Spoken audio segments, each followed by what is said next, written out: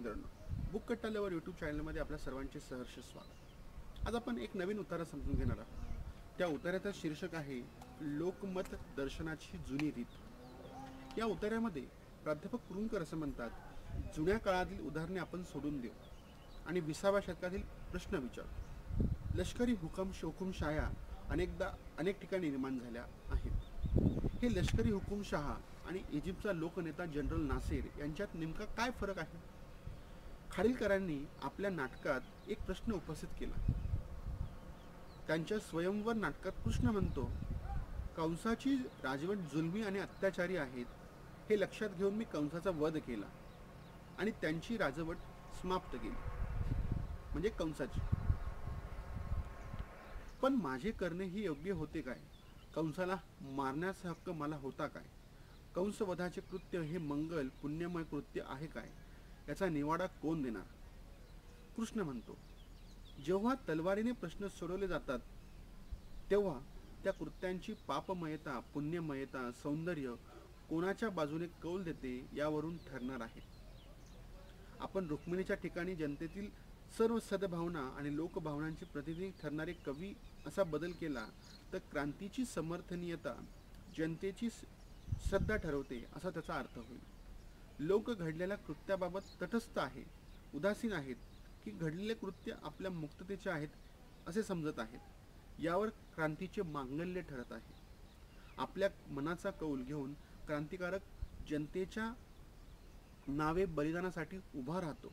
ज्यावेळी जनता या क्रांतिकारकाला पुण्यपुरुष मानू लागते आणि त्याच्यापासून बलिदानाची प्रेरणा घेऊ लागते, यावेळी ही क्रांती लोकमान्य होऊ जाते।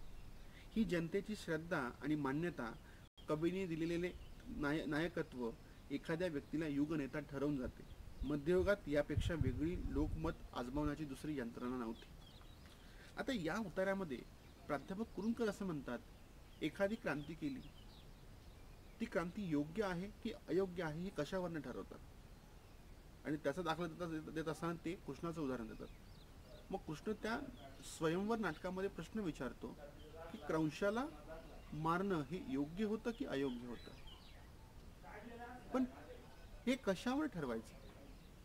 त्यावर कुरुंकर असं म्हणतात, मध्ययुगीन कालखंडामध्ये जेव्हा एखादी क्रांती होते, त्या क्रांतीनंतर लोकांची प्रतिक्रिया काय येते, ती प्रतिक्रिया, ती क्रांती योग्य होती की अयोग्य होती याच्यावर अतिशय महत्त्वपूर्ण आहे।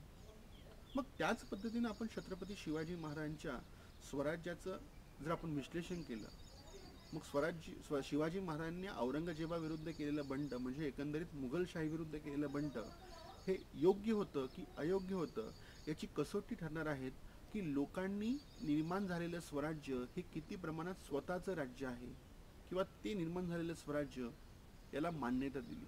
म्हणजे आपण शिवाजी महाराजांचा स्वराज्याचा विचार केला की स्वराज्य ही प्रत्येक जनता आपलं राज्य मानत होती आणि जनतेनं मानलेलं हे स्वतःचं राज्य हीच ती कसोटीची पूरक अशी स्थिती आहे। आणि त्याच्याच वरनं आपण समजू शकतो की शिवाजी महाराजांचं बंड, शिवाजी महाराजांची क्रांती ही खऱ्या अर्थानं सफल झालेली होती, कारण की त्या क्रांतीला लोकांनी भरभरून पाठिंबा दिलेला होता। आणि हे पर कशावर ठरवायचं की ज्यावेळेस अशा नेत्याचं अनुकरण ही प्रजा करत असते आणि ती अनुकरण करून प्रजा बलिदानासाठी उभी राहत असते, त्याच्यावरनं ठरत असतं की खऱ्या अर्थानं ते राज्य किंवा ती क्रांती सफल झालेली का आहे। या उतार्यामध्ये आपण सिंपल अर्थाने आपण समजून घेतला तर एकच अर्थ निघेल की शिवाजी महाराजांचं जे स्वराज्य निर्माण केलं होतं, जी क्रांती शिवाजी महाराजांनी केली होती, ती क्रांती सफल झालेली होती। तर सफल झालेली होती असं आपण का म्हणू शकतो?